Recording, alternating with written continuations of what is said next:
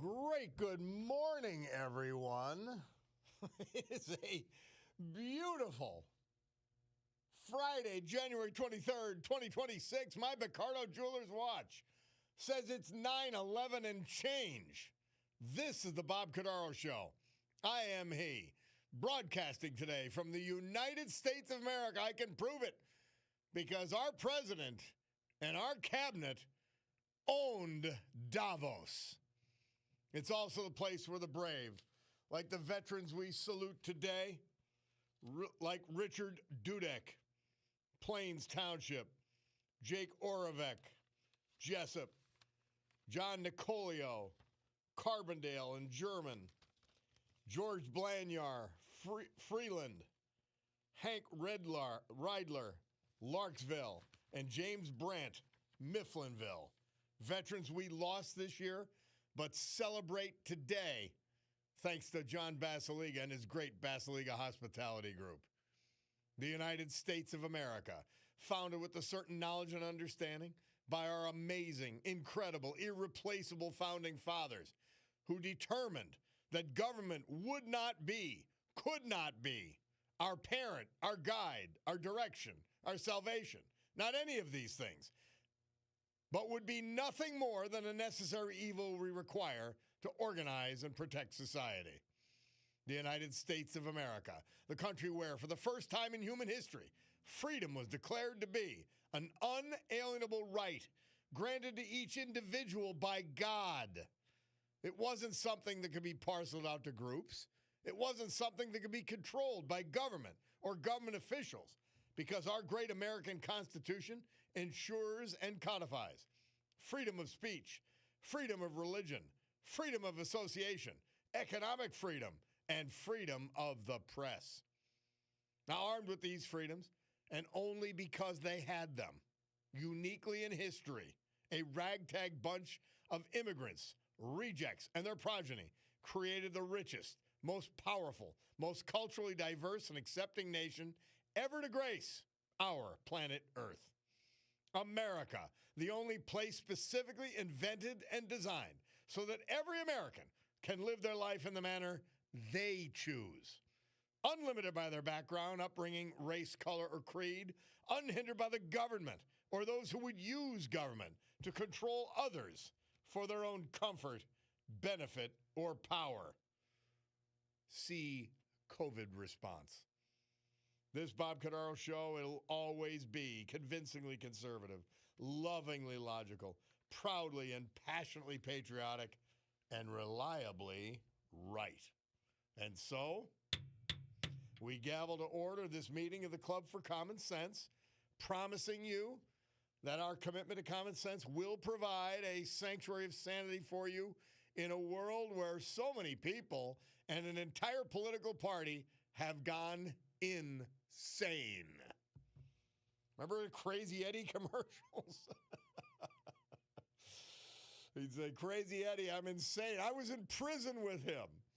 If Eddie Cantor or something, we were in the hole up at Otisville. And he'd be yelling and screaming just like he did on his commercials. You guys remember those commercials on cable? He turned out to be a massive fraudster. And they caught him when he was trying to flee to Israel. And yeah, he ends up in Otisville with yours truly. Bulldog, you got that song ready? We're going to try it out without even listening to it. A listener by the name of William Kidder has come up with a patriotic song. You ready with it, Bulldog? Okay. And I just wanted to try it out. I wanted to test it out. We'll see what it's all about, and I thank him for it. Fire away, Bulldog.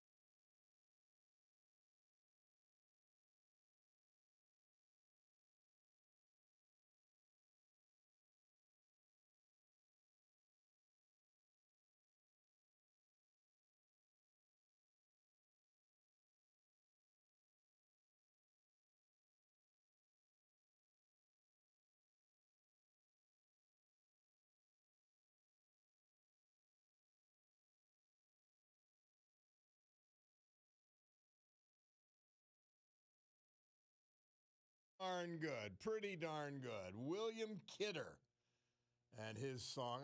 That's good stuff. Thank you so much. He's from Scranton. You can find him at bandmix.com. Good stuff. All right, Bulldog. Hang on to that song. We're going to use it. We got to use it. So we to start the program, I wanted to give you sort of a little bit of a summary of commentary and so forth. That was Howard Lutnick first, and then, of course, the president. He's just, I'm telling you, I know so many people don't like it, but I get a kick out of it. He's right in their face. He's blunt. And on the world stage, we owned Davos. Between Lutnick, Trump himself, of course,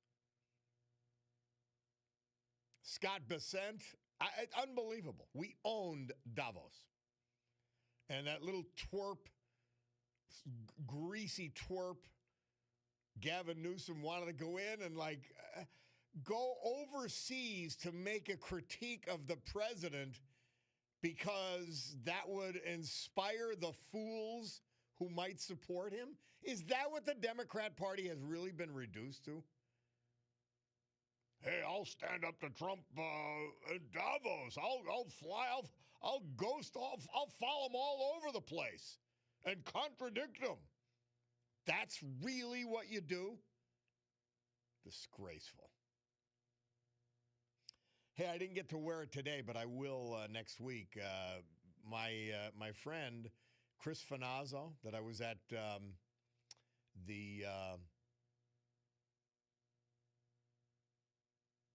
what was it?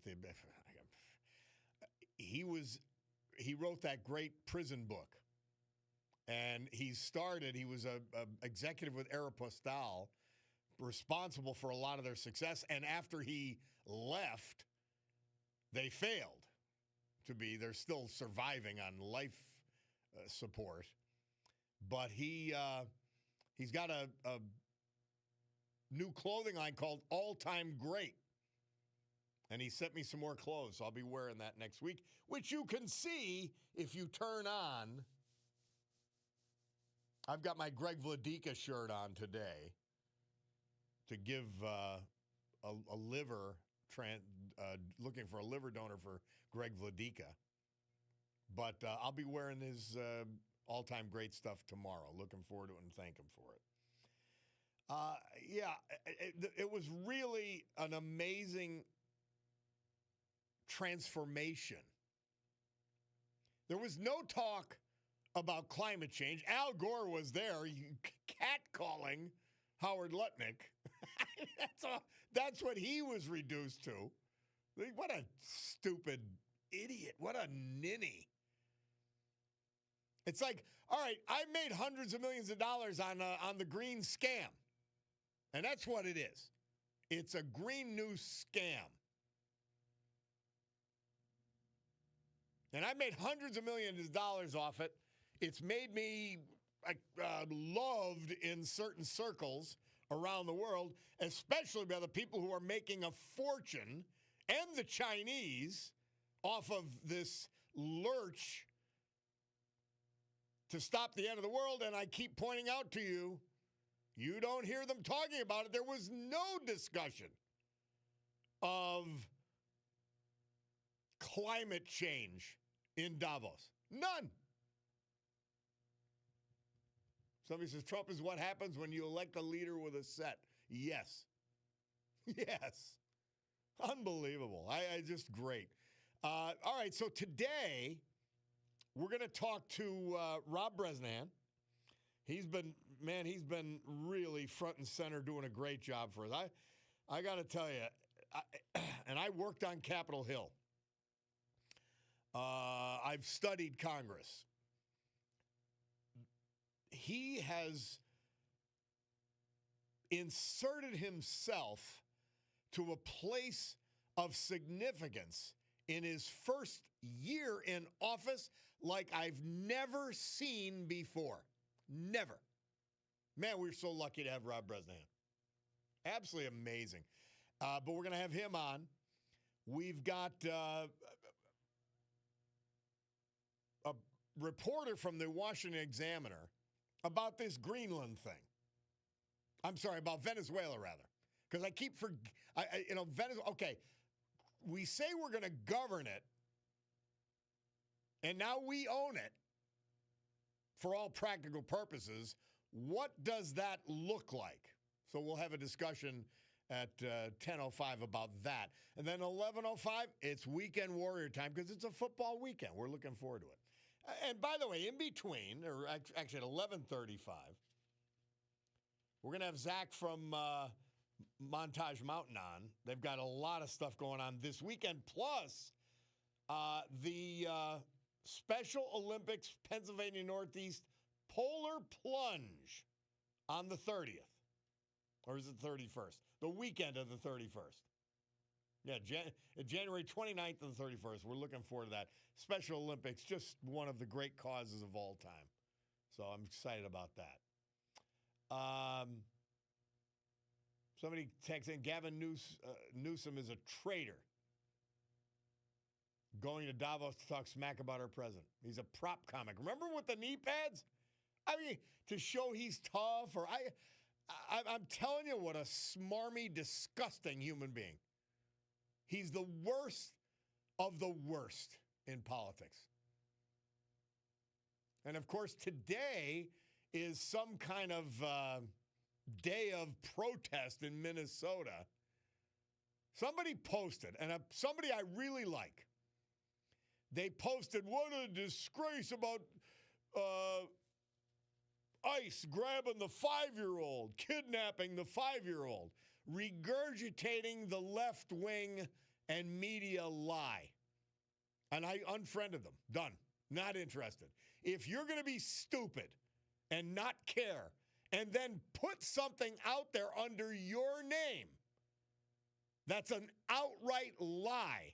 I'm not interested in anything else you have to say. I'm not interested in your family photos. I'm not interested in anything. It's unbelievable. And they fall for it. They fall for it. And they do it. Unreal. But in any event, we're going to take a break. Bob Cordaro, WILK. We will be back.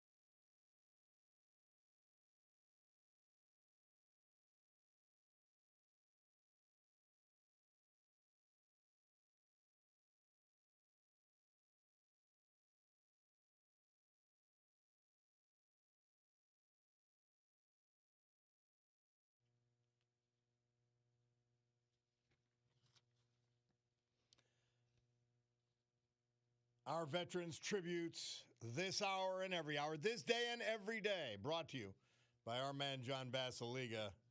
Today featuring, as we are on the weekend, Basiliga Hospitality Group.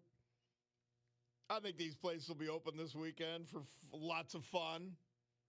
Get your milk and eggs and then head to the Old Brook Inn on 307 Springbrook Township. The Far Street Tavern, Trips Park section of West Scranton. The Queen City Tavern, downtown Oliphant. There's going to be a lot of fine dining this weekend, and you got a lot of time to do it. Don't get all lathered up over the snow, please. Terra 519, one of the most gorgeous restaurants you will ever see downtown Scranton. The Stegmeyer Mansion, an old school look.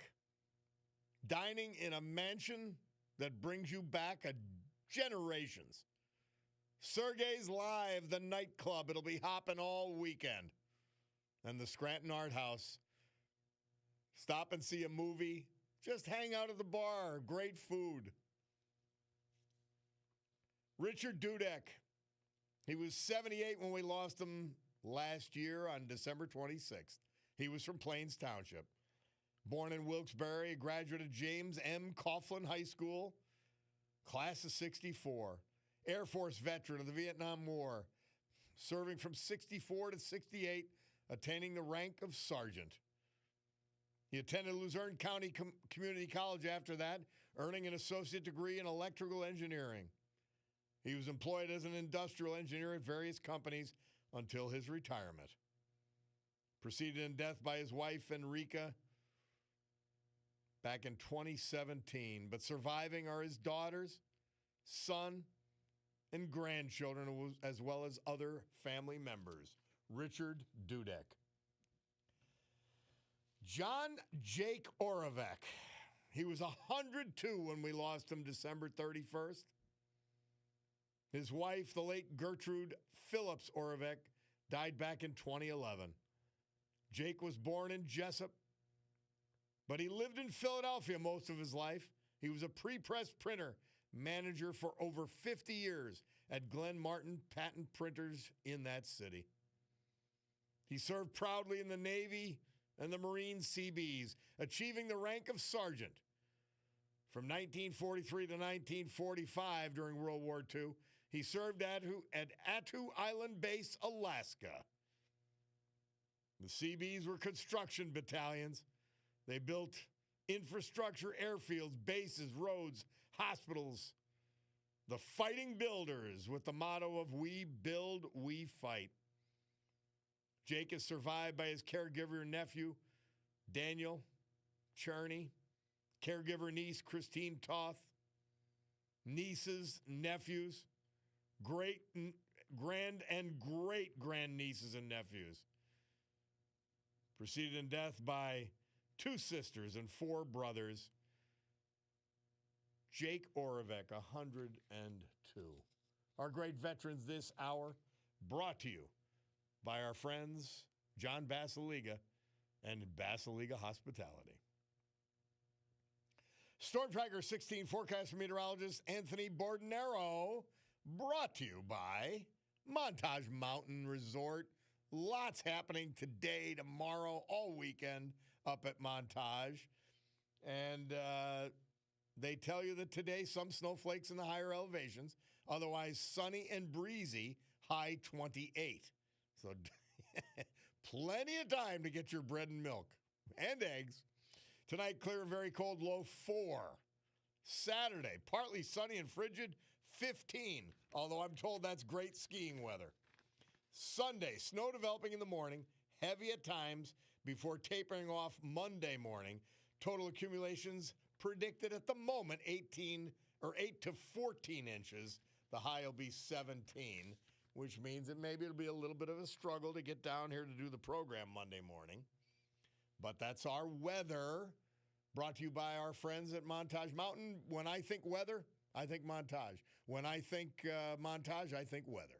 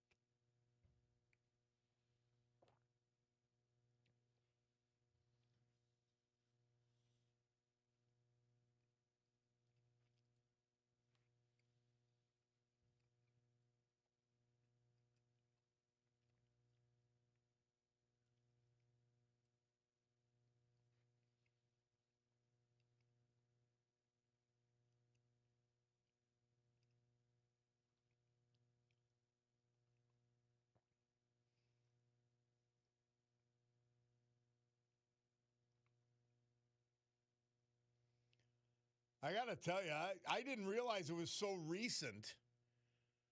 This song, Murph says, January 23rd, 1962, Tony Bennett recorded his hit, I Left My Heart in San Francisco, Columbia Records Studios, New York City. And how sad. You think Gavin Newsom, that was Stephen Smith, by the way, commenting on that idiot, that greasy idiot. But Gavin Newsom and his ilk have reduced, and in my view, I've been to almost every city in the country, and San Francisco was our only, in my view, truly European city. It had that European feel. And now they've actually got an app where you could find out where the human feces are. This is what the left reduces everything to. I love San Francisco. That beautiful song, that beautiful remembrance, and yeah, now we have to have a feces app. Unreal. This is the left. This is the Democrat Party. They're completely insane about everything. They're not right about anything. They're making up stories now about ICE because apparently ICE isn't making enough mistakes for them. Unreal. Let's go to Joe from Berwick. Hey, Joe, how are you? Oh, I'm doing well, Bob. So I called to give you an update, and as a matter of fact, you can find out all the details right on the front page of today's Williamsburg Press Enterprise. So I told you a story. A local restaurant owner been here illegally like 29 years, but by all means, everybody in the community loved the guy, had nothing but good to say about him. And he was detained by ICE in a recent raid, and everybody was up in arms about it. But I had written a story in an editorial. I said, hey, the law is the law. Okay, if we want to be adults here and deal with what the law says and why the law says it, whether or not the law needs to be changed, updated, or whatever, fine. But the law is the law. And in today's front page edition, it said that this man agreed to be sent back to Mexico. And it's maddening because at the end of the story, well, it goes through the story and it goes through the judge saying, look, if you've been here all this time, and even now when he showed up to trial, the paperwork that the judge said had to be filed to possibly apply for citizenship hadn't been done. And the judge's comment was basically straightforward. And so, listen, you've been here all this time, and if you're let go again, what's to say you're not just going to meld back into society and hope that you get another 29 years without doing anything to actually be here legally? And so that's the judge's decision. And at the end of the article, one of the county commissioners says, we need to go to a merit-based immigration system rather than just a quota one. And I felt like, this is why you come on your show every day and you call these people crazy. Because what has Trump been saying this whole time? Yep. Okay? Yeah, we need merit-based system. We want people like him in here. Come here legally, work, pay your taxes. How crazy is it to say, yeah. How about if we invite you into our home, we choose who we invite in? Oh, that's outrageous. Exactly. That's what I said. But you look at all this, and again, I feel bad for this guy. I would describe him as a victim. I describe him as a victim of people in this country who don't want to be adults. He's a victim of his own mistakes. He's a victim of his own mistakes. Yeah. Yeah. I mean, you're here 29 years. You have plenty of time to correct whatever it is or make yourself into a citizen. Feeling sorry for someone, you touched on it, right? Feeling sorry and saying, geez, that's a shame. That's one thing. That's fine. And that's understandable in a lot of cases of people being deported. But when they're either criminals or they haven't done what they should do, like the guy in Dunmore, missing hearing after hearing, ignoring a deportation order without go get a lawyer. Talk to your employer. Say, hey, what do I do? Could you help me? Do something. They choose not to. They get deported, and it's somebody else's fault. I don't get it. I really don't. Yeah, I don't either, Bob. It's absolutely crazy. It makes you want to bang your head off the wall because, yeah. All right, well, that's the update. So All right, if you want my to man. check it out. Appreciate it, my friend. I asked for an update. Thank You you. gave it. Thank you, Joe. All right. All right, brother. We'll take a break. Bob Cordaro, WILK. We will return.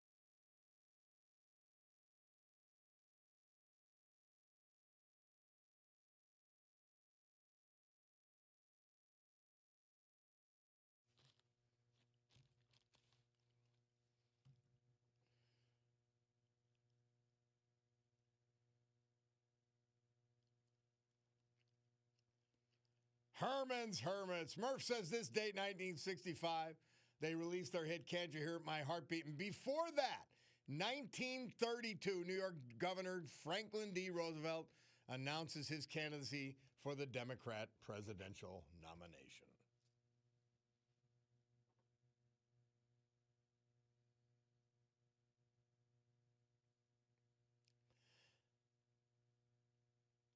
Day 39, the Biden banner. It may not be illegal, but it's unethical, it's disgraceful, and it's debasing the sacrifice of our great veterans. The hometown hero banner, paid for and placed by the Greenridge Neighborhood Association, at least 10 of whom are proud of their association with this scumbag.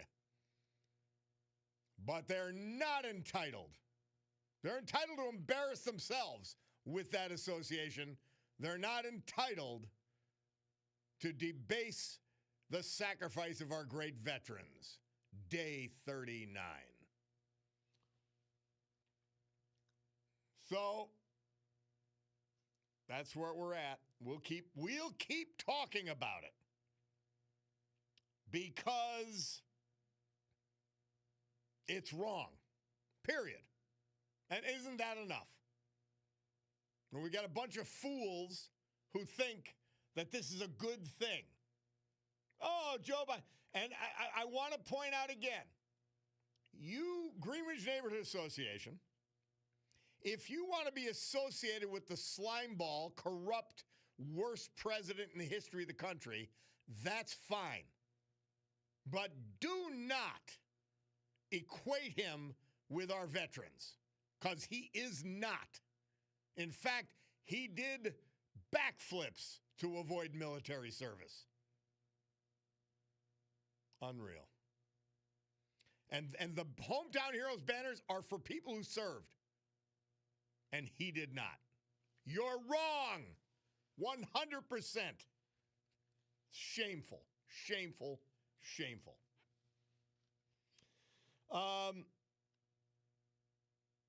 Trump come home from Davos. His level of activity, and I've told you about this, I think the cabinet and his key people are just awesome. They negotiated a TikTok deal. Apparently culminated while he was on the plane coming home from Davos. To keep TikTok going and to whatever. It wouldn't affect my life one way or the other. But a lot of people use TikTok. And it's like, well, okay, whatever. But Trump has enough bandwidth to do all of that at once. He's got enough talent in his cabinet and top staff to do all of that. We've never seen anything like it. Yeah, somebody texted in, I wonder how the families of the soldiers who lost their lives during the botch exit of Afghanistan feel about that banner. They've got to be disgusted. Bob Kay said, maybe read the names of the people in the Greenridge Neighborhood Association that voted to put up the banner. If I get the names, I'm going to start doing it because they're not going to do anything. Nothing. So I don't know. I think, what's your point? Why did you have to put a hometown hero banner? Why did you have to stick it in the eye of everyone who served this country and was actually a veteran? See, that's the point of the leftists. That's the point of the loons. And by the way, some of you who didn't know any better, shame on you too. 5 people voted against it, 10 people voted for it when it was reviewed. 5 people voted, take it down. And by the way, again, put something else up if you're proud of this fool. Unreal. Let's go to David in Scranton. How are you, David? Hey, Bob. Hey, I'm a neighbor right up there. And every veteran I talk to is pissed about this, just so you know. They should be. Neighbors aren't even talking about it. It's disgusting. That's all I wanted to tell you. Who are these 10 people who want to basically debase the service of all of the amazing people from this area?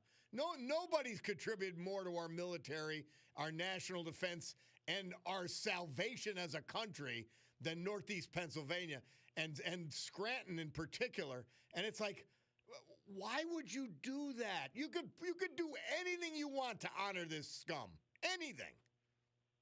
Well, I live right across the street, and they got a Biden Way sign up in the corner. It's just, and the neighbors aren't talking about it at all. But I know parents of my neighbors that I've talked to are even pissed about it, that were in the wars, you know? Yeah. It's just, anyway, I'm going to fly. Just wanted to give you that I message. appreciate it, David.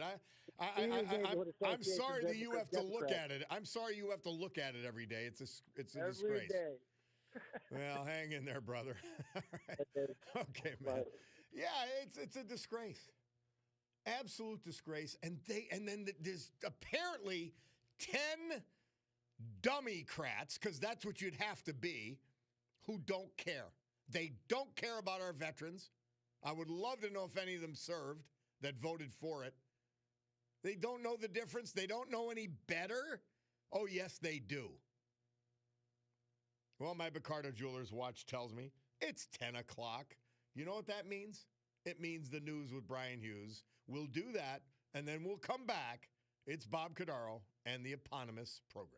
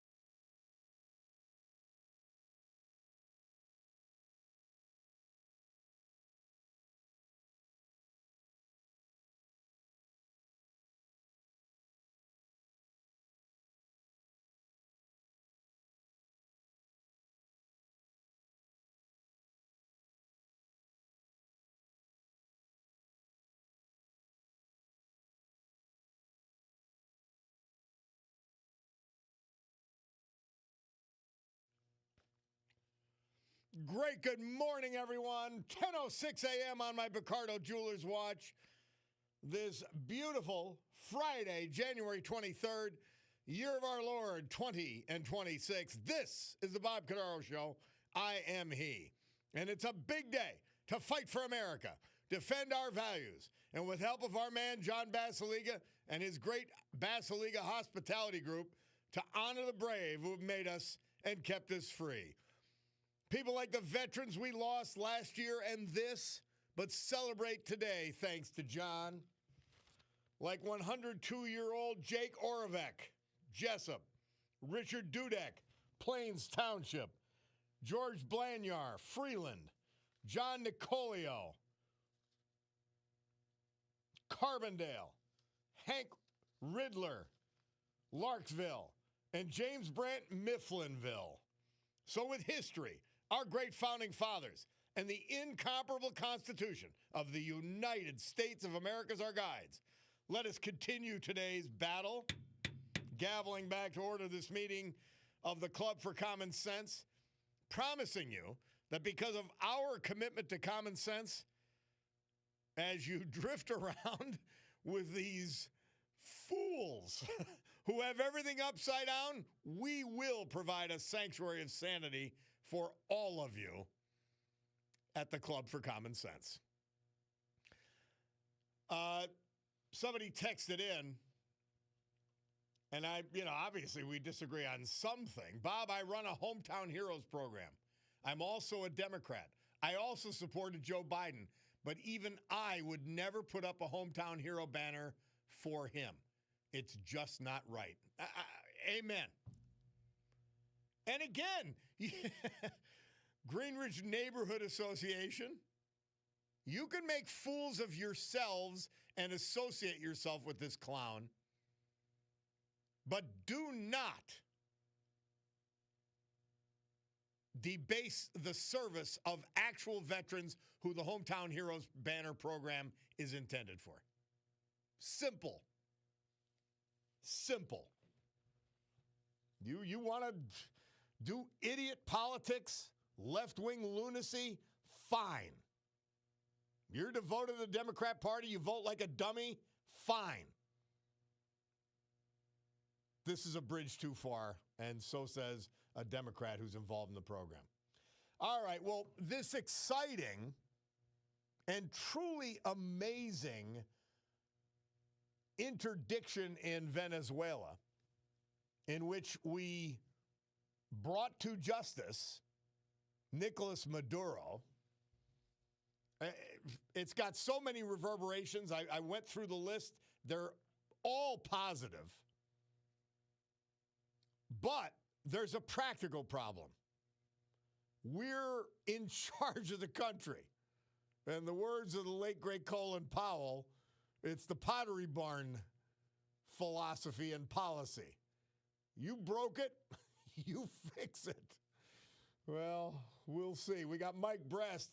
He is the defense reporter for the Washington Examiner, and he's been looking at this issue, and we've been trying to get him on to talk about it. Michael, welcome to the Bob Cordaro Show. Thanks for having me on. All right, Michael, tell us, where do things stand now? We've got the former vice president in there. A lot of us don't know what that means. I'm guessing that the Trump administration say, we're not going to make the mistakes of the Bush administration made in Iraq. We're going to keep things in place until we decide on a direction. That's exactly right. And so it really does seem like they looked at the failures of the wars on terror and said, we need to keep the government in place, even if we take out the president, Nicolas Maduro, who they viewed as illegitimate. And so that's why they did, as you said, and they left the remaining parts of the government, even his senior officials and close advisors in the country. And it's also a contributing factor was there was an intelligence community assessment that the president looked at that said they believed that the best way to move forward was, in fact, to allow the VP to take over and be sworn in as the acting president, as opposed to the alternative, which would have been to bring the opposition leader who had escaped Venezuela back into the country and sort of prop them up into power. Now, one of the major questions that is still unclear is what happens next, because in terms of the governance of Venezuela, because it doesn't change the fact that the administration believed that Maduro was an illegitimately elected with his Venezuelan vice president, who is now president. And so they still believe that the election that Maduro won, he didn't actually win, but they're now okay with the vice president taking over because it's a short-term thing until they can figure out what the transition looks like in practice.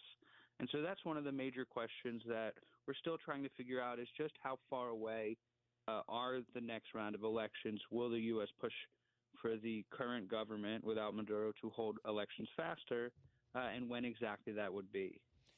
Now Donald Trump speaking, I don't even know if it was after his return from Davos or in the process of returning, he said that major U.S. oil companies are going to be drilling soon.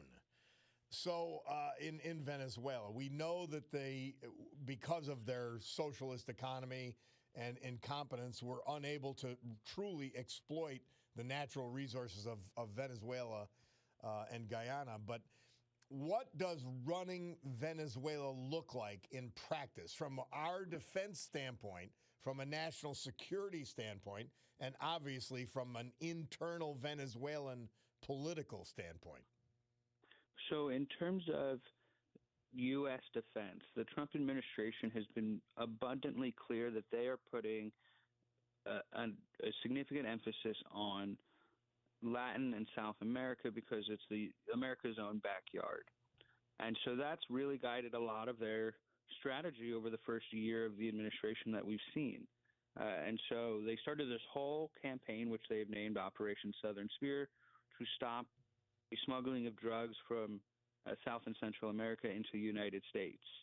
And so the objective here, at least in part, is to get that to end. And then it should also be noted that roughly a quarter of the population of Venezuela has fled the country over the last decade or so. And so that's been a big part of the president's concerns about unchecked migration from South and Central America north into America. And so another aspect is making sure that the lives of everyday people within Venezuela is comfortable enough that they're not trying to flee. They're not fleeing violence. They're not fleeing because they don't have access to basic essentials like food and water and shelter. And so a lot of this that we're talking about in terms of the security realm is also applicable to a number of other countries in the region that the president has talked about possibly carrying out military operations in, like Mexico or potentially Cuba or Colombia. Now, and understandable, and are the people in South America, and certainly we know that in Venezuela because the election results were overwhelmingly against Maduro and socialist reign. But when they see the success of Milei in Argentina, when they see the dangers of opposing America and our renewed interest in that continent, are they saying, hey, we've got to change things? Is it having influence? I think it's a little too early to tell exactly because I think the Maduro operation really underscored the president's viewpoints on this. And so it's been a long time since there was U.S. military intervention in South or Central America, even though the U.S. does have a history of doing so last century. And so it feels like this could be almost a foreign policy situation that reverts to the past, where the U.S. does have a much more active interest in Latin and South America. And as a result, they are forced to be adaptive to a United States that they have to fear more about potential involvement. It's the old mafia thing. Would you prefer to be feared or loved? And the answer is, I'd rather be feared. It lasts longer. Mike Brest is our guest, defense reporter at the Washington Examiner. He's been looking at this Venezuela post-Maduro. Now, is it, in your view, Venezuela, do they have the resources to quickly support the civilian population there in a normal manner? I mean, the country and the economy was in shambles. People were starving. People were leaving. Can America and American investment in the energy complex turn things around in Venezuela quickly? And if not, how long in your view? So I think quickly is a very subjective and difficult term to try and underscore. And so I think a big part of what we're seeing now is there is some hesitation from the oil companies because they want to make sure that there won't be additional U.S. military operations. They want to make sure that any infrastructure that they pay for and build or bring in will be safe. And so part of what happens now, and I think with the process we're in now, is sort of this uneasy feeling from the companies where they want to make sure that this tension that we're feeling is actually, there is long-term progress. And so once there is a little bit of stability that we see over somewhat of a sustained period, I think we'll see more companies more willingly and eagerly jump back into Venezuela. And so in the meantime, a lot of what has to happen is sort of the United States and American companies and even companies outside of America want to see stability so that they can be confident that if they make an investment, the investment can pay off. All right, so there's a neighboring country that Maduro was going into, and this is one of the things that I think accelerated any thinking on whether we had to move. And Guyana has significant resources as well. And their neighboring Venezuela was essentially taking it over, or at least threatening to control it and its resources. Where does that stand at this point? So part of the administration's strategy in keeping the vice president and Maduro's government in power is that they have created an oil blockade. And so ships are not able to come. Ships that are illegally transporting Venezuelan oil are now being seized by the Coast Guard and the Navy. And so as a result, the U.S. has newfound leverage over the Venezuelan government that they are trying to use to convince, to pressure the Venezuelan government to do what it wants. And so that mechanism we will see play out in a number of different ways, because when you think about it, this is still, as I mentioned earlier, an illegitimate government that the U.S. is now trying to work with. And so they're doing that by trying to put pressure on them by stopping their illegal oil trade. And I think what we will ultimately see is that this pressure and the ability that and the levers that the United States has now can hopefully impact Venezuelan policy decisions that reverberate around the region. Mike Brest is our guest. He's a defense reporter for the Washington Examiner. He's been analyzing this Venezuela situation. What has been the reaction of Colombia? I understand the president of Colombia came to Washington. Is that correct? And met with Trump, or at least administration officials? Yeah, so they've had a number of conversations since, I would say, they're back and forth.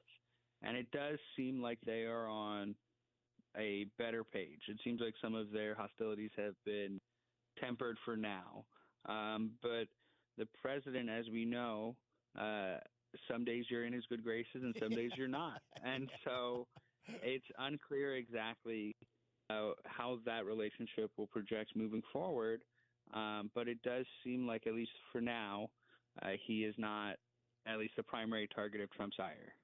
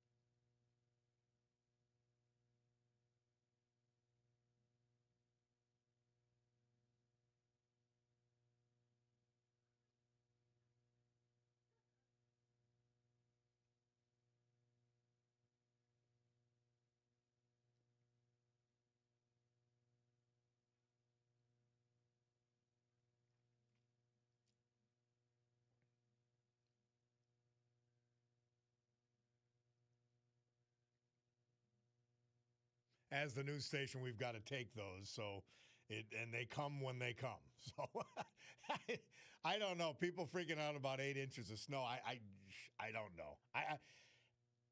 I'm going to be 65 this winter, and 8 to 12 inches of snow just doesn't move the needle for me. That's just me, though. Mike Brest is our guest, Washington Examiner. Sorry for the interruption, but the whole world's going crazy over a snowstorm here. But Michael, have you seen the seeds of any of the kinds of mistakes that we made in Iraq, or have we avoided most of those errors at this point? So I think it's too early to tell because they didn't make the same initial mistakes, but at the same time, there's still a lot that goes into trying to create a prosperous country, whereas you're working with a government that you sort of have to force to work with you. And so at least initially, they didn't make the same mistake about trying to knock out the entire government and trying to replace it almost immediately. But at the same time, creating a prosperous Venezuela is going to be a very difficult challenge for the U.S., both government and private industry, and it'll take a lot of time. Yeah, interesting. Well, Mike Brest, we appreciate you checking in with us on this subject, and we thank you for your work and your knowledge that you've spread to us now. We hope that you'll follow up with us in the future, and let's hope for the best in Venezuela. Thank you, Mike. Thank you for having me, and everyone stay warm because it sounds like it'll be a big one. I know it. Thank you. Mike Brest, Washington Examiner. We'll take a break and be back. It's the Bob Cordaro Show.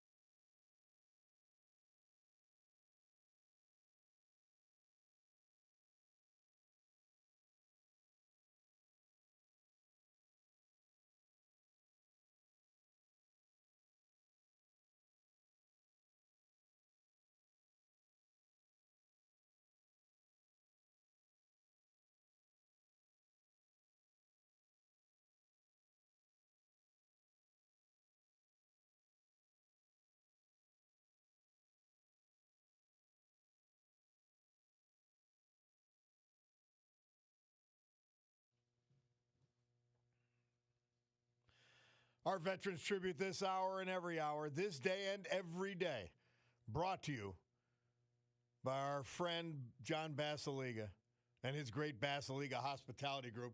We're headed in the weekend, and guys, the snow ain't coming till Sunday, so, come on. Get out and have some fun. The Old Brook Inn, 307 Springbrook Township, the Far Street Tavern on Far Street.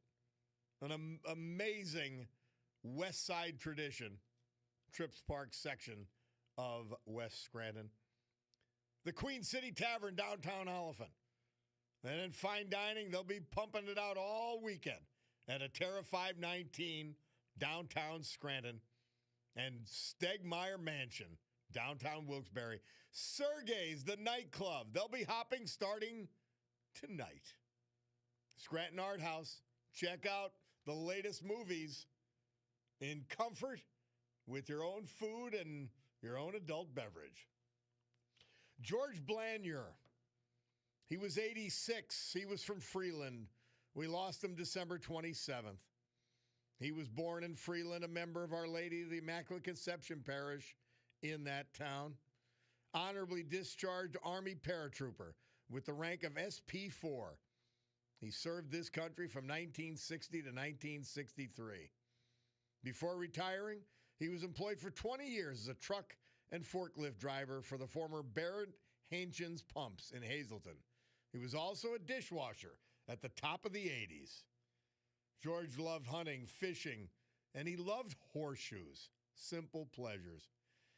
Surviving are his wife of 58 years, the former Catherine McCullough, his son George, a brother, a sister, and his granddaughter, as well as many nieces and nephews. George Blanier. John Nicolio. We lost him at age 97, January 2nd this year. He was a devoted husband, loving father, cherished grandfather, caring brother, and loyal friend to many. From an early age, his faith played a central role in his life. His mother brought him to St. Anne's Monastery and Shrine Basilica, and St. Anne remained especially important to him and his family over his lifetime. Known for his broad smile, quick-witted sense of humor, contagious laughter, kindness, steady presence, and deep devotion to family. He loved the game of golf, which he continued to play well into his 80s. He proudly served this country in the United States Army during the Korean War, attaining the rank of Staff Sergeant. He was a 70-year member of the American Legion, 63-year member, and the last surviving charter member of the Mayfield Lions Club. Preceded in death by his beloved son, Curtis, but survived by his loving wife of 63 years, Barbara, his other three children, his granddaughters, and other family members. John Nicolio. Our veterans brought to you this hour by John Basiliga and Basiliga Hospitality. Storm Tracker 16 forecast from meteorologist Anthony Bordenero. Today, some snowflakes in the higher elevations, otherwise sunny and breezy. High 28. Plenty of time to get your milk and eggs. Tonight, clear and very cold, down to 4. Saturday, partly sunny and frigid, 15. Sunday, snow developing in the morning, heavy at times before Sunday, and then tapering off Monday morning. Total accumulations, 8 to 14 inches expected. All right. I mean, come on. That's the weather. It's great skiing weather. Get up to Montage this weekend before and after the storm. You'll love it, I promise you.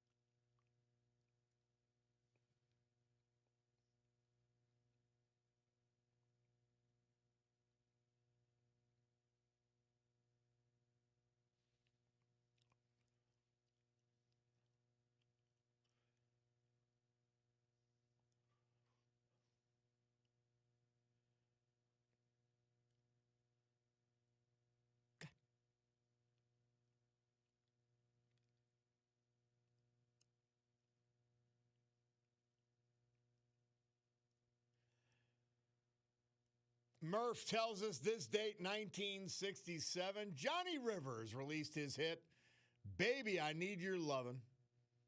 Bob Cordaro back with it. That was Liz Truss, the former, briefly, Prime Minister of Great Britain, conservative Prime Minister, talking absolute sense. There is no compromise with the lunatics. None. You can't go halfway with insanity. You can't. Well, our guy in Congress, who's been trying to hold it down for us and is doing, I said this before, I've dealt with and worked on Capitol Hill since 1982. I studied it before that and after it. I have never seen a freshman congressperson come in and have the impact and be involved in the thick of things the way Rob Bresnahan has been. I've never seen it. And it's probably because of his business experience and professional experience. He's completely unintimidated, but he's made his mark. And in fact, my man Frank Scavo sent to me, and I didn't know this because there's no local press because it's all about Pothole Page. He was the Speaker pro tem. He was in the Speaker's chair on Wednesday, the 21st of this week.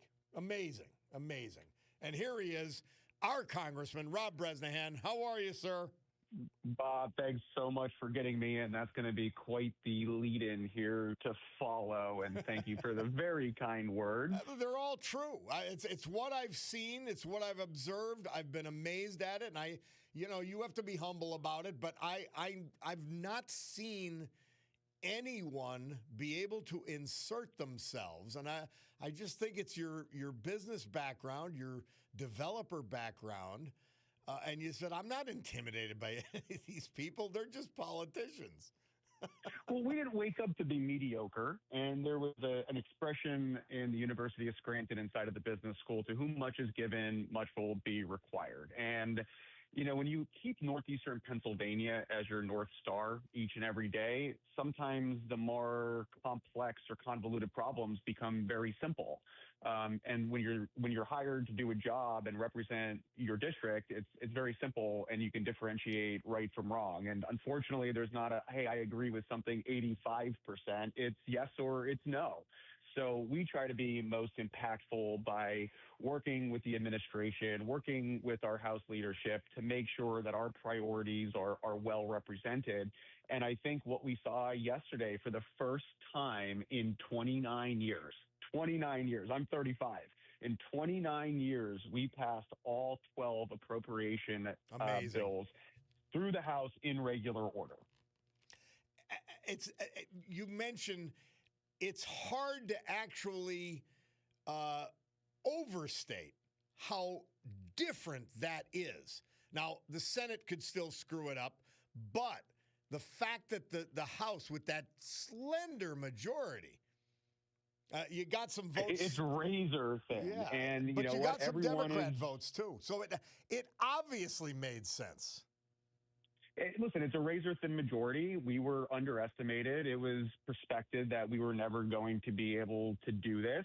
And, with the slim majorities, everyone's priorities are truly held and advocated for. And there are some gigantic wins, and not just to mention the projects that we're going to be funding through the House. We're going to be bringing back over $20 million back to Northeastern Pennsylvania in some really impactful projects. Hopefully the Senate decides to pass this. They do need to get to that 60-vote threshold, but we saw a bipartisan piece of legislation come through the House, so we're cautiously optimistic that the Senate will do the same. But at the end of the day, you still need to be able to govern. You still need to be able to legislate. And, a big reason we're driving back to the district today, they compressed all of our votes tomorrow from yesterday that were supposed to be today because of snowmageddon and snowpocalypse down here. I mean, northeastern Pennsylvania has been snowing for like a month straight. But some of our fair weather friends are worried about some of the flights. So I figured this would be a good time to call and check in and say hello. And also, I'm scratching at the window here at a 4-hour car ride home. So I wanted to check in and see how things are going. Well, Rob Bresnahan, when I lived in D.C., when it rained, there were traffic jams. I never understood it. I said, these people are from all over the country, a lot of them from the north and the northeast, yet it is paralysis. This storm will totally shut things down. Well, I saw the single garbage truck and the singular snowplow strapped to the front of it. So I think they are fearing for the worst. I think Trader Joe's and Whole Foods was flipped upside down. It's like something I've never seen. You can't find an egg or a loaf of bread anywhere in the city. So we are excited to be heading back home to northeastern Pennsylvania.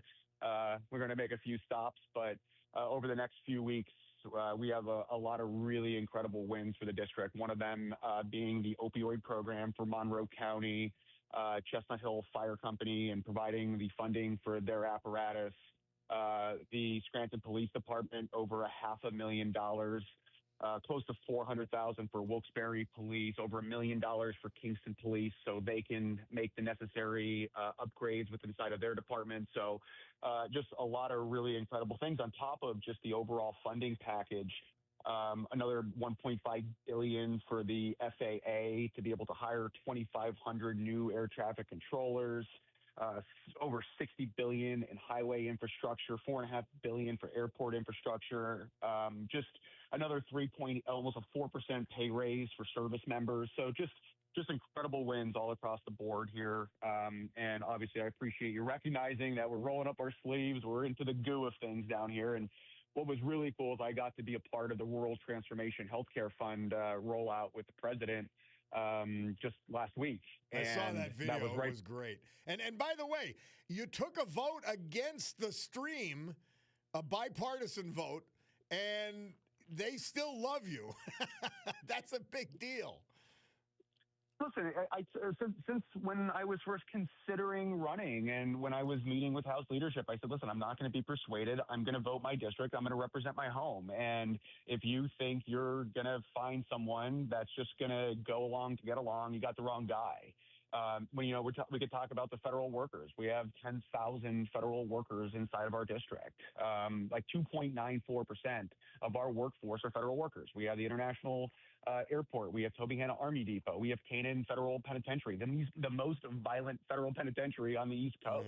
Yeah. We have Social Security Administration buildings. We have IRS. So what we're going to do is, and the whole idea on the enhanced premium tax credits and that vote, listen, the 3-year extension isn't good policy, but we need to be able to reform it, and you just can't rip the rug out from underneath. And that was something that we were advocating for with reforms, with a de minimis monthly premium payment, a 700% federal poverty limit threshold, so that we're not just allowing multimillionaires to be able to access the enhanced premium tax credits.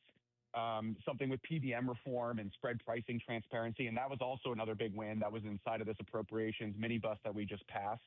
So we needed to be able to have those conversations in the Senate. And we were working with Senator Bernie Moreno. They've been off this week. So hopefully when they get back next week, those dialogues, they can continue. But we have close to 30,000 people in northeastern Pennsylvania that rely on the exchange for their health insurance premiums. So I'm absolutely very supportive of reforms.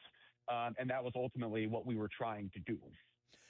Rob Bresnahan, one of the things that you were critical in was this $50 billion for rural hospital support. And sure. In fact, what people don't understand, and by the way, Paige Cognetti and all of the left opposed this, all of the Democrat Party, they opposed this $50 billion. All of our hospitals are on rural reimbursement rate. All of our hospitals. Sure they are. And this is huge for Northeast Pennsylvania and our health care. It's going to be $193 million this year, and it will be for the next 5 years. So close to $1 billion. And the best part about the transformation fund is that it's not used to just plug budgetary deficits or holes. It's truly to make healthcare accessible, reliable, and affordable by making targeted investments into our rural healthcare systems. I mean, our rural clinics, our rural hospitals are the backbone of communities, and especially in northeastern Pennsylvania. And like I had said to the president, we have Pike County. They don't have a hospital. They don't have a micro hospital. They don't have an urgent care. The nearest hospital is it could be an hour away, or you could be going into New Jersey when you're facing a life-threatening illness or situation. So we deserve better, and this is an opportunity to make those strategic investments and truly transform healthcare. And we have to look at healthcare regionally. Obviously, we've been following and tracking the hospital situation with Moses and regional, and it was something that I've been dealing with before I was even sworn into Congress. But we were looking at an imminent closure back in August, and we were able to sit down with community health systems, president, leadership, and find a way to make a compromise to keep that hospital open and for them to continue to fund the operating losses. And, the foundations have been incredible in, subsidizing the healthcare system, but it's also not fair to the community and our foundations to keep footing the bill for an entity or an organization that has full intentions of leaving northeastern Pennsylvania.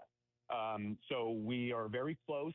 We have been working with the governor's team. He may not come out and say that, but our team has been working with the governor's team and our state representatives, Bridget Kozrowski, both bipartisan support, because ultimately, what's good for northeastern Pennsylvania is good for everyone. And I don't care, like I said, if it's a Republican idea or if it's a Democrat idea, we have to find an intuitive way to make sure we don't have an emergency room that sees 33,000 patients a year or a NICU that has 1,800 births a year abruptly close.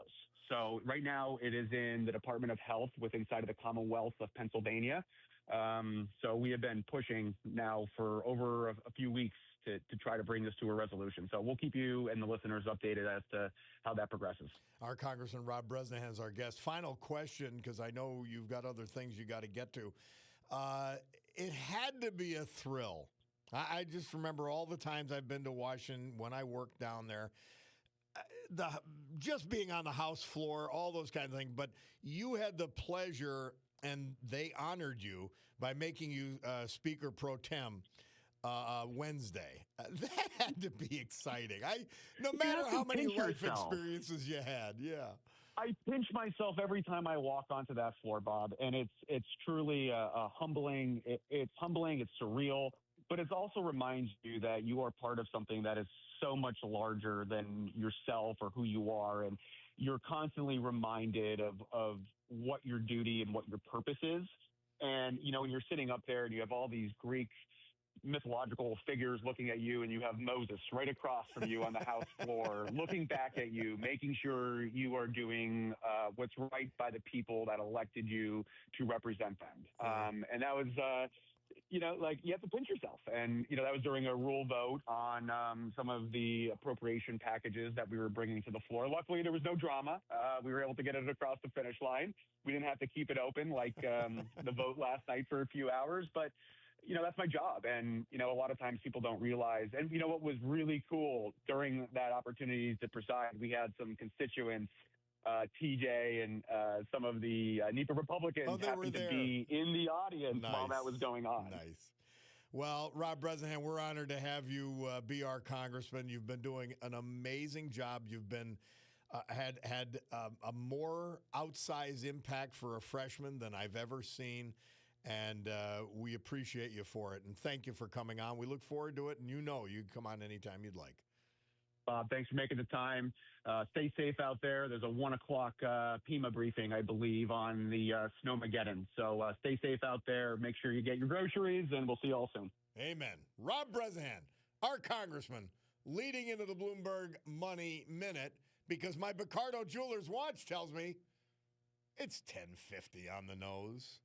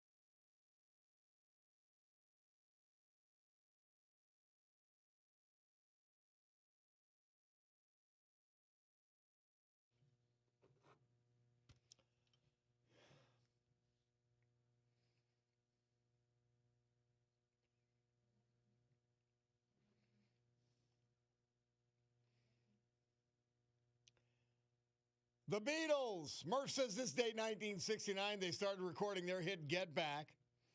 Bob Cordaro back with you. By the way, if you watch us on TV, you go to WILKNewsRadio.com and you press watch, where you can also listen, by the way. And that's a good backup if the Odyssey app's down or something else. I know we have 980 still down, one of our three signals.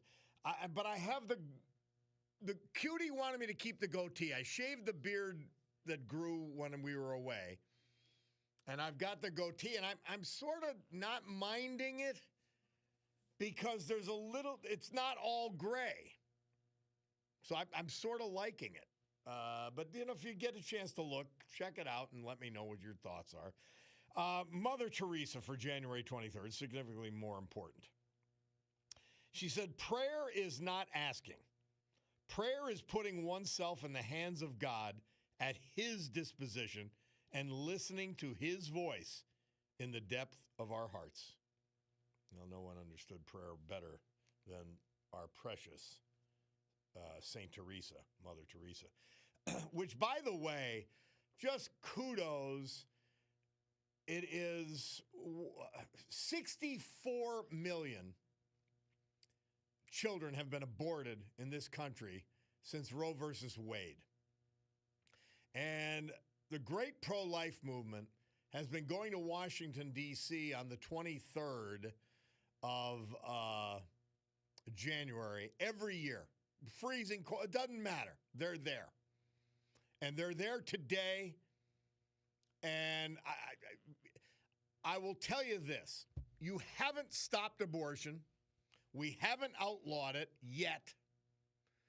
But you've got to understand, for all you pro-life, you've got to understand how many lives you have saved. Understand and know it, and know that we are beyond proud of you.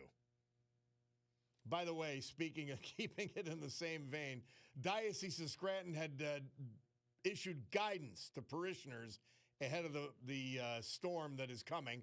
My man Mark from Hazleton forwarded it to me. And they're saying parishioners are strongly encouraged to attend a Saturday vigil mass in their parish if possible, but that Scranton CTV will have live on Saturday, 5:30 p.m., and a rebroadcast Sunday at 10 a.m. and then again at 5 p.m., which so there it is. And by the way, Sunday morning is not supposed to be bad yet. Am I wrong on that, Bulldog? Let's see. Yeah, Sunday, snow developing in the morning. Okay. But it's developing in the morning. So in terms of mass, we can still get there. But thank you for the guidance, and thank you, Mark. My Picardo Jewelers watch tells me that it's 11:01 and change, which means we've got to do the news with Brian Hughes. Let's do that. We'll come back, and then it's the Weekend Warrior. We'll find out what he thinks about this weekend's NFL action.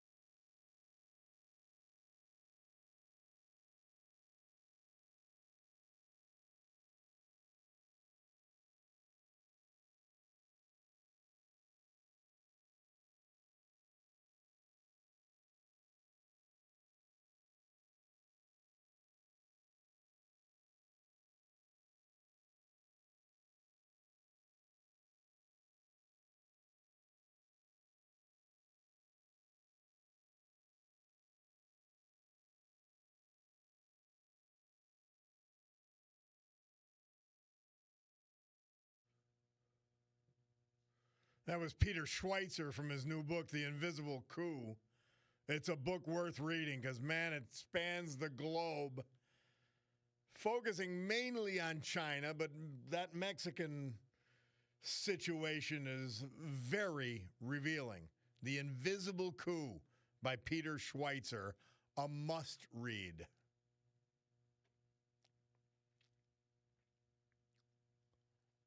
Great good morning, everyone. My Picardo Jewelers watch tells me it's 11:09 and change here in the great Northeast. This beautiful Snowfall Eve, Friday, January 23, 2026. This is the Bob Cordaro Show. I am he, and it's a big day to fight for America, defend our values, and with the help of our man, John Basiliga, to honor the brave who have made us and kept us free. People like the veterans we're saluting today, thanks to John, even though we lost them late last year and early this. Like John Nicolio, Mayfield, George Blanyar, Freeland, Jake Oravec, Jessup, Richard Dudek, Plains Township, Hank Riddler, Larksville, and James Brandt, Mifflinville. So with history, our great founding fathers, and the incomparable Constitution of the United States of America as our guides, let us continue today's battle, gaveling back to order with an actual gavel and soundboard provided by our man, the Slabjacker, promising that our commitment to common sense here at the Common Sense Club for Common Sense will provide a sanctuary of sanity for all of you, the balance of the hour.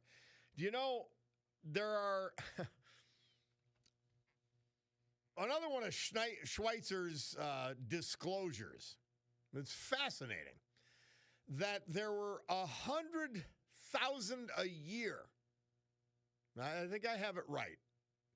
100,000 a year Chinese nationals having babies in the United States. That makes them, under current policy, I don't call it law because it isn't, current policy, American citizens. They go right back to China. But then they could come back here at any time because they're American citizens under this goofy law, birthright citizenship. The Invisible Coup is worth a read. And it ain't conspiracy theories. It's what is. Somebody texted, hey, Bob, LTS, just a suggestion. When speaking about the Basiliga Hospitality Group, maybe play Toby Keith's I Love This Bar. And when you get a chance to watch the video, you get a kick out of the veterans. I'll have to watch that. Anything Toby Keith you got to love. Thank you for that suggestion. I can't play it during because it's the Veterans Tribute, and we play the three different patriotic and veteran-related songs. But that's I'll check it out. I appreciate it. Yeah, so our man, he's a little late for whatever reason, so we're gonna get him. Our man Sid Hallinan, and he's gonna give us our thing. Let's just send him a little text to make sure he's calling. I normally, you know what I do whenever I have a guest, I send them the number each and every time, and I didn't send Sid the number. That may be the issue, because if you don't put us on speed dial, the 588-883-0098, you maybe don't get there. You know, you don't get it. By the way, another $50 billion to rural hospital is not going to make up for the cuts in Medicaid. This is the troll, one of the trolls, in Medicaid reimbursements to hospitals. That's false. You're lying. You're lying. You're absolutely lying. By the way, there were no Medicaid cuts. None. That's a lie. It's unbelievable. They just keep repeating the same lies, hoping that the soft-headed will accept them as truth or to make themselves feel better. I really don't know why. The big mediocre bill did not have Medicaid cuts. Period. Absolutely wrong. And your Democrats that you adore, that you lie for every day, troll, they all voted against the $50 billion for rural hospitals. All of them. Disgrace. By the way, somebody helpfully pointing out their guess is that the snow is going to start around 3 a.m. Sunday morning. Interesting. And that's fine. Now, is that Sunday morning as in Saturday night into Sunday morning? Or is that, I guess it has to be, right? There's only one 3 a.m. on Sunday. All right, we'll do it. Anyway, Sid Helen is with us now. Delayed, but not denied. Here he is, our man, the weekend warrior. Sid, how are you, my friend? Good, Bobby. How you doing today? Good. You had me nervous. Yeah, a little bit. I was running late, and I just my knee is gone. I had to go get the shot in my knee this morning to give me 50,000 more miles. So. Yeah, well, we all understand that.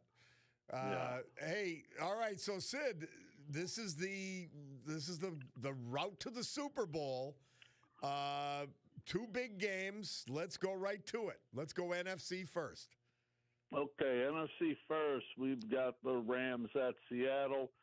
I was so impressed by the way the Rams played in the bad weather last week at Chicago. No mistakes. Stafford was great. They overcame one of the best touchdowns you'll ever see in football history with that prayer that Caleb threw up for the Bears. And I'm going to stay with the Rams, Bob. They were my pick at the beginning of the year to win it all. I'm not going back now. I'm going to say we're going to go with the Rams with the 2.5 over Seattle. So the Rams are giving 2.5. Rams are the underdog. I mean, the Seattle's looked dominant. I guess they haven't played the best teams, but still. Well, great defense. I think the jury, there's a lot of pressure on Sam Darnold to perform. He's had that knock on him the last few years about not being able to, perform in the big games. But the Rams are good. I mean, the Rams are a good team. If Seattle won, again, I wouldn't be surprised. It wouldn't be a shocker.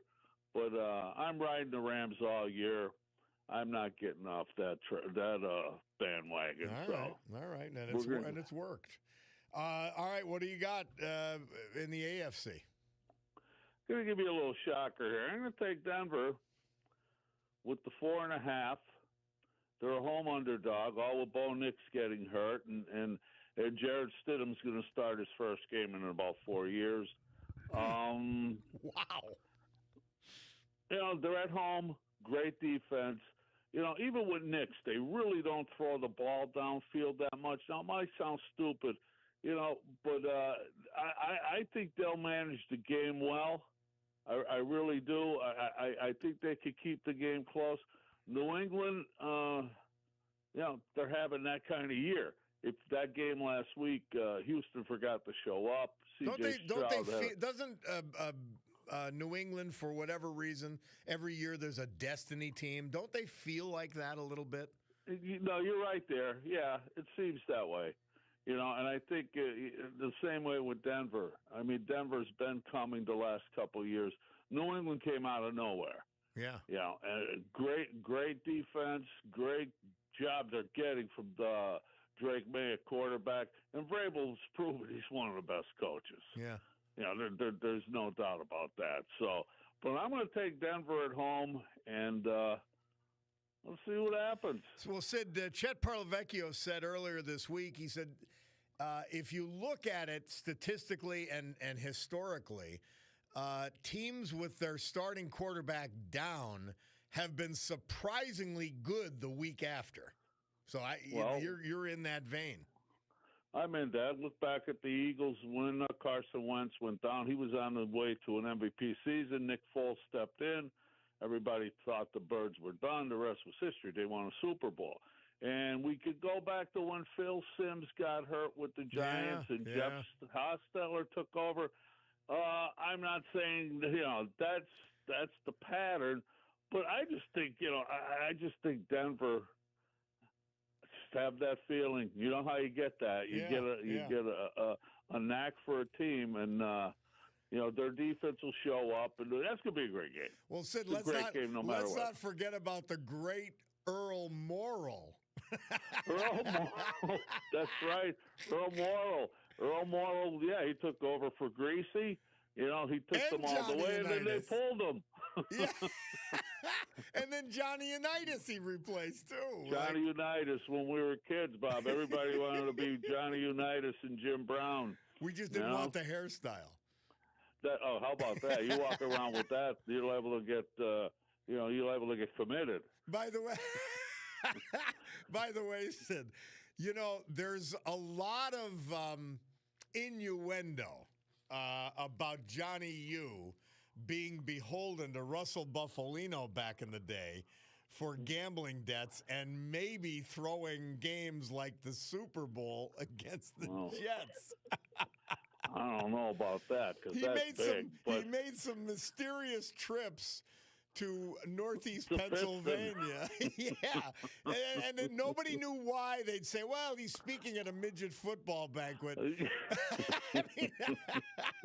But this Matt Birkbeck, who wrote books about the local mafia, he the Quiet Don, among others, he said, I asked him about it directly. He said, I could not prove it, so I didn't write it. But I wrote about the circumstances, which were beyond suspicious.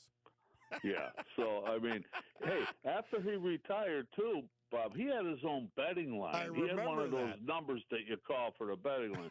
So, yeah, Johnny might have been up to his elbows in some debt. And you know as well as I do, I mean, Buffalino, I didn't realize that he was calling the shots for everything until if you believe in The Irishman, that movie, how accurate it was. But I think it was. Well, Matt Birkbeck's book, you got to read it, Sid, because anybody from this area. Oh, The Quiet Don, I read it, yeah. Awesome. Yeah, and it says. I read it in about 2 days. Yeah. Awesome books. Yeah. Well, we got off the topic, but you're going Rams in Denver. Right? Rams in Denver. And how about Indiana winning the national title? Oh, wasn't that great? That was tremendous. Well, as you predicted. Yeah, Mark Cuban threw the check. You know who else threw the checkbook down? John Cougar Mellencamp. John Cougar Mellencamp, I know. I was told he got a box. I think he's an idiot, but he got a box. They had to construct a luxury box for him at the top of the stadium so he could smoke. Yeah, he quit at one time, Bob. He was 4 packs a day. Now he's still alive. Now he's only 4 packs when he's in the luxury box at Indiana Stadium. Yeah, and he's still alive. He's still alive.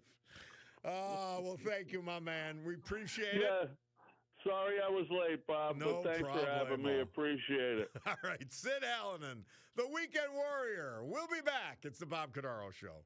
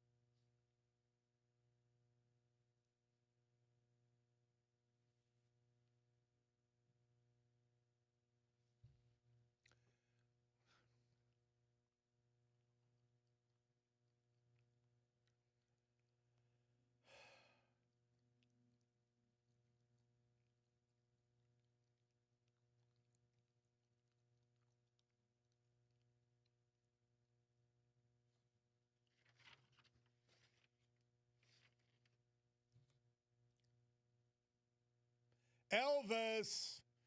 Murph tells us this date, 1969, between 4 a.m. and 7 a.m., Elvis recorded his 18th and final hit, Suspicious Minds. Maybe that's why it's got a little slower pace. Oh, somebody texted, Bob, I looked up cuts to Medicaid under the new federal bill. I found 10 cuts. Reductions in growth are not cuts. Let me repeat that. Reductions in projected growth are not cuts. The majority of the reductions in Medicaid result from the effort to not give it to illegal aliens and to have a work requirement or a volunteer requirement of 20 hours a month, unless you've got dependent children. We just keep visiting the same things over and over and over again. Unbelievable. By the way, somebody else points out, don't forget about George Blanda backing up Daryl LaMonica. No, thank you for that. Brother Mike says the Unitas Buffalino connection was based on the 58 title game. He says it's a long story, and I'm saying, I guess it would be. By the way, Greg Bavino, Border Patrol Commander in Minneapolis, he's got a press conference going on now, and he's discussing this viral lie of the left and the lunatics and the media. The 5-year-old that the left claims was used as bait. The father abandoned him. The father abandoned the child and ran and fled. They had to keep somebody behind to watch the child. Then they caught the father, and the father said, I want the son to come. By the way, they tried to give him to the woman in the household. She refused. And the father said, well, I'll take him with me when I'm deported. Okay. Unbelievable. Lies upon lies upon lies. That's all they have. It's sad. And they'll just keep repeating them. They'll convince themselves they're true. Cuts to Medicaid, everything.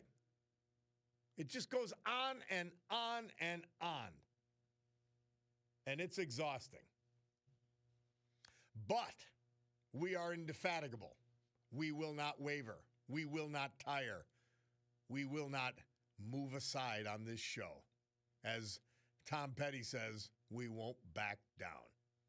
Let's take a break.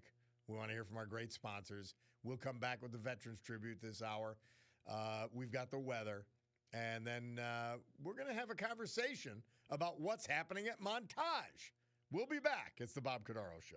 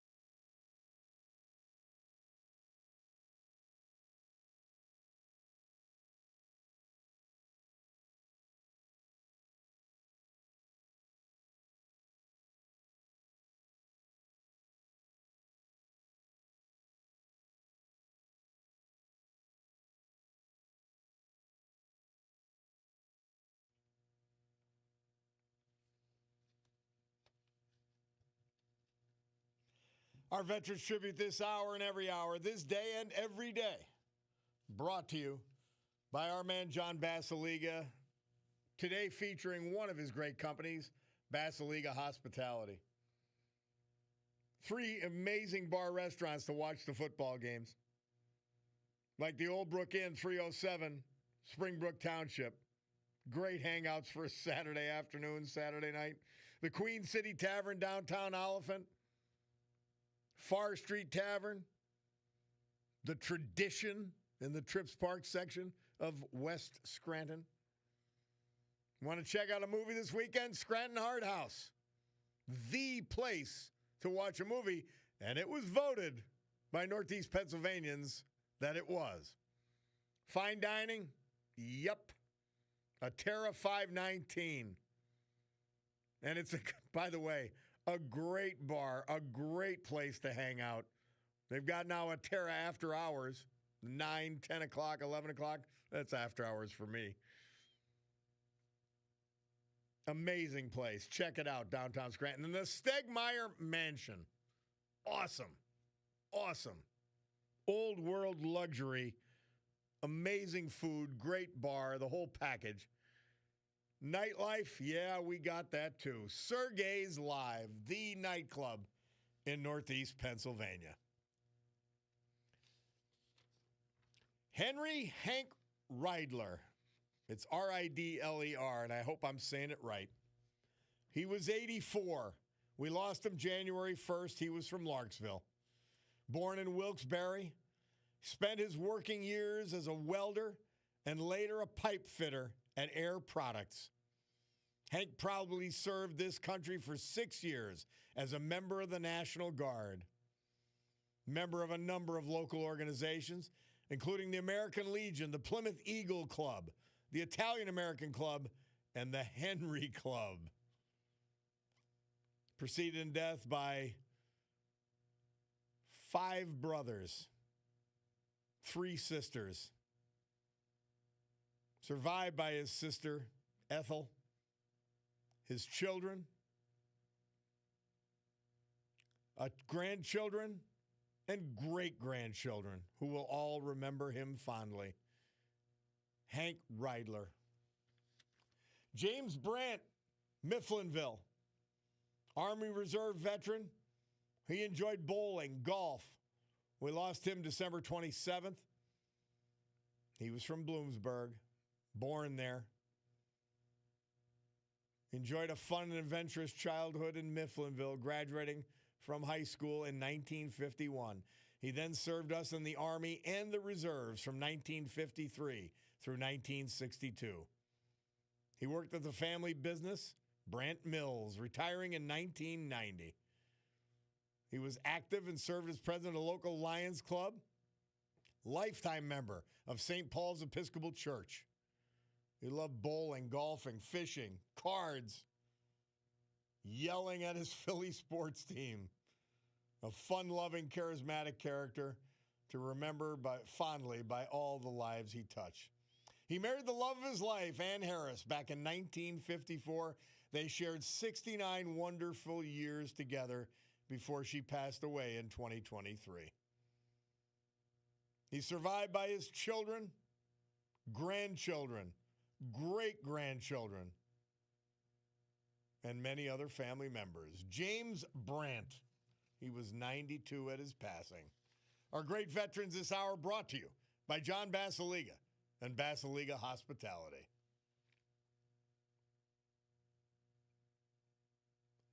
Storm Tracker 16 forecast, and the weather has become the news for this weekend.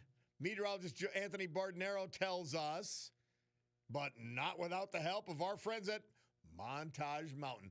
When I think of Montage Mountain, I don't just think skiing. I think outdoors. I think weather. I think fun. Great place. Today, some snowflakes in higher elevations, otherwise sunny and breezy. High 28. Tonight, clear and very cold. Low of 4. Saturday, partly sunny and frigid, 15. Sunday, snow developing in the morning. Heavy at times before tapering off Monday morning. So it's going to go right through. Total accumulations of 8 to 14 inches expected. Temperature of about 17. So be careful. You know, all right? Do we know that drill? Be careful because it's going to be dangerous for some people. I laugh it off. I think nothing of it, but that doesn't mean it's not real and a potential issue for a lot of people. You heard the state police. Watch and try not to drive. Try not to be running around. There's no point, right? That's the weather. Brought to you by our friends at Montage Mountain.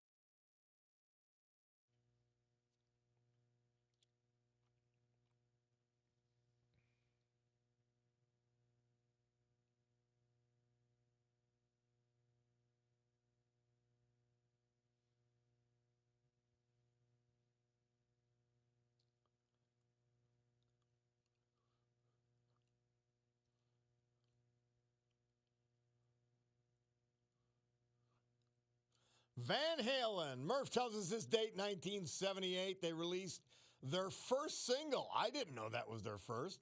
A remake of the Kinks, You Really Got Me. Bob Cordaro back on the program. And Tyler Crawford checking in from Montage Mountain.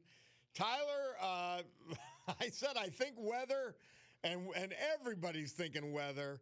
I immediately think about Montage Mountain. How are you, my friend? Good. How have you been? Great.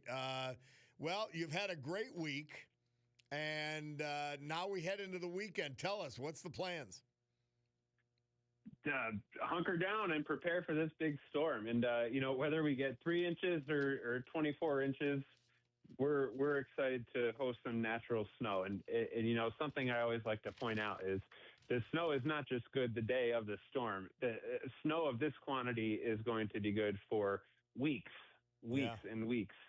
Yeah, as long as it doesn't melt away, the conditions will be great every day after the storm. We're very, very excited, already making our preparations to make the absolute best of it. And by the way, conditions are top shelf right now. Are all the slopes open? Yeah, we're 100%. We have been for, probably a week or two now. So, yeah, any trail you want to ski is open. Every lift is open. And, conditions are great. We made snow all week. And, of course, we're going to let Mother Nature do her best work. Oh, nice. All right. Now, next weekend is a big weekend. The Polar Plunge to raise funds for Special Olympics here in Northeast Pennsylvania. And you guys are hosting it. It is not only fun, it is not only funny, it's for an amazing cause. Yeah, it is truly something we look forward to every year. It's a big effort. And just from building a pond right in the middle of the base area for everyone to jump into. This year it's Thursday, Friday, and Saturday.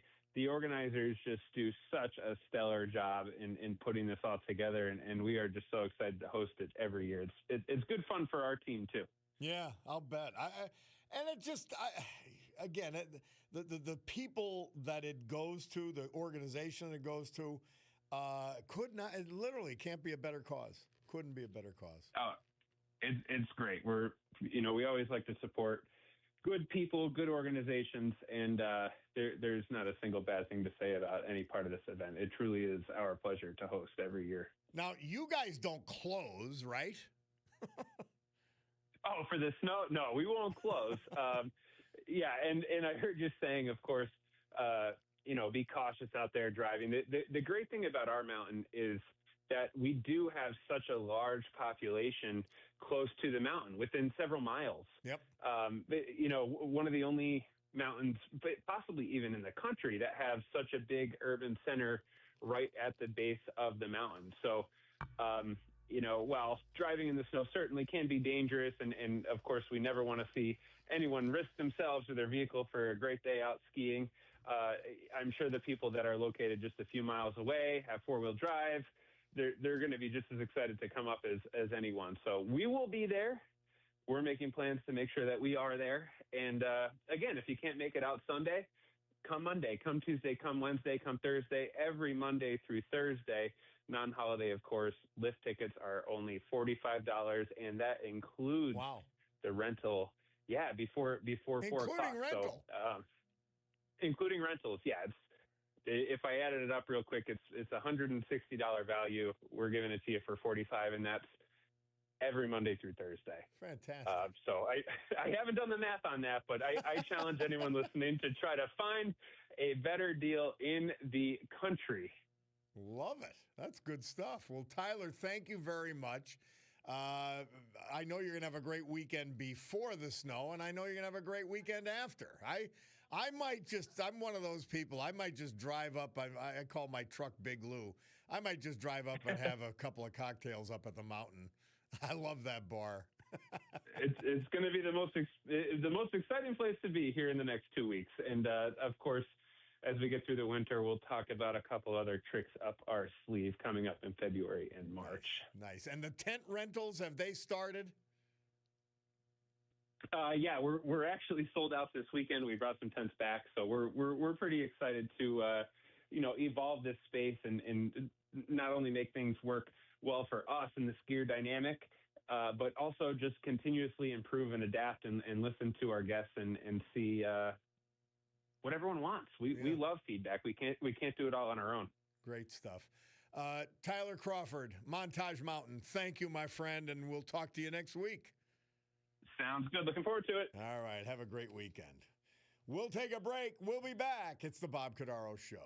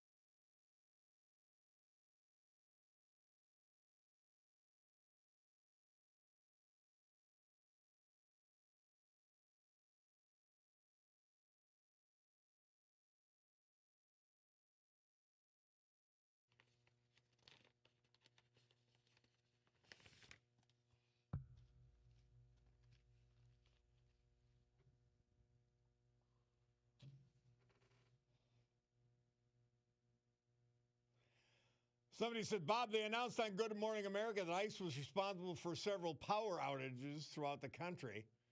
The Republicans in my town went to check on their generators. The Democrats formed a protest march. Yeah, that's about right. Oh, Lord. Well, we're playing this song, not Neil Young, Sweet Home Alabama, because this date, 1990, Murph tells us, founding member of the band Leonard Skinner, Alan Collins, died of complications that year from pneumonia in Jacksonville, Florida. Collins was paralyzed from the waist down from a car he was driving crashed, killing his girlfriend. He was the only survivor of the plane crash that killed the other band members and crew. And we're going to finish with Let It Snow by Andy Williams. Bulldog forgot to play it during Mr. Crawford's appearance from Montage Mountain. And so I said, well, then we'll finish with the song. Why not? Why not? Why not? Let's see. Here's the deal. Somebody says, Bob, I looked up custom Medicaid. Oh, no, they're following up on this. Something about, Bob, the bill will make it more difficult for people with low income to access Medicaid. Yeah, you got to show that you're not just sitting on your duff. You have to show you have a child that is dependent upon you, or you have to show that you'll at least volunteer for 20 hours a month. Maybe that's a week. Whatever. Please. Yeah, they're going to save about $1 trillion that was being wasted. Hey, have you learned anything? And I'm not getting excited with you specifically for the text. Have we not learned anything from the Somali fraud, which is all over the country? By the way, our own phony governor will not provide access to see how many illegals are on Medicaid, how much fraud there is in all the other programs. It's everywhere to the tune of billions. That doesn't even count the money that's supposedly legitimately spent that goes to nonprofits and NGOs who are favored by either the state, local, or federal government. Trillions of dollars wasted on nothing. And as we think about the jackasses in Minnesota, I mean, real stupid, ignorant people protesting ICE and getting in their faces. It makes you sick. We will do the policeman's prayer, which was provided to us by our man, Nicky DeSando, way back. Because the policeman's prayer goes to all police officers. They'll be the thin blue line this weekend. They'll be working in the snow while we're trying to hide from it. The policeman's prayer. Lord, bless the ones who wear the badge, the ones who walk the beat, protect and keep them safe while they are on the street. As they wait and as they watch, doing good for all, guide their minds and give them strength for each and every call. Ready to put their lives on the line, give them courage each day. Let them know you're always there in each and every way. So bless the ones who wear the badge, protect them from harm, always keep them safe and in your loving arms. God bless our police. God bless our law enforcement.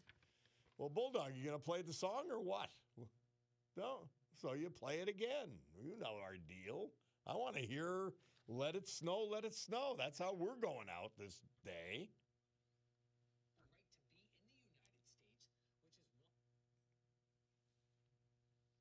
Tomorrow Never Comes by Norma Cornett Merrick. It was part of the obituary of the late, great Doreen Gorieb. And it just reminds you, you could do it by phone if you're trapped in the house this weekend. Reach out to someone you know, friends you know. Do it. If I knew it would be the last time I'd see you walk out the door, I'd give you a hug and kiss and call you back for just one more. If I knew it would be the last time, I would spare an extra minute or two to stop and say I love you instead of assuming that you know I do. So just in case tomorrow never comes and today is all I get, I'd like to say how much I love you, and I hope we will never forget. Tomorrow isn't promised to anyone, young or old alike, and today may be the last chance you get to hold your loved one tight. So if you're waiting for tomorrow, why not do it today? For if tomorrow never comes, you'll surely regret the day that you didn't take that extra time for a smile, a hug, or a kiss, and you were too busy to grant someone what turned out to be their final wish. So hold your loved ones close today and whisper in their ear that you love them very much and you'll always hold them dear. Take time to say, I'm sorry, please forgive me, thank you, or it's okay. And if tomorrow never comes, you'll have no regrets about today. Our great veterans brought to you by our man John Basiliga, Basiliga Hospitality. Hank Reidler, Larksville. John Nicolio, Mayfield. George Blanyar, Freeland. Jake Oravec, Jessup. And James Brandt, Mifflinville. Honored to even mention their names, one and all. Amazing. Lee points out it's 20 hours a month volunteer or part-time work. Wow. That's so onerous. Quite amazing. Our population is going to grow over these 10 years. Shouldn't the funding increase too? Oh, Lord. I give. I'm done. I give. Because the Ricardo Jewelers Watch says it's noon. Sue Henry next. Rob O'Donnell after that. For now, though, I've got to say have a great weekend. Try to enjoy the snow. I'm going to. God willing, I'll be with you Monday morning. If my truck will get me through the avalanche, I think it will. Have a great weekend, guys. For now, though, I've got to say adios and gavel to a close this meeting of the Club for Common Sense.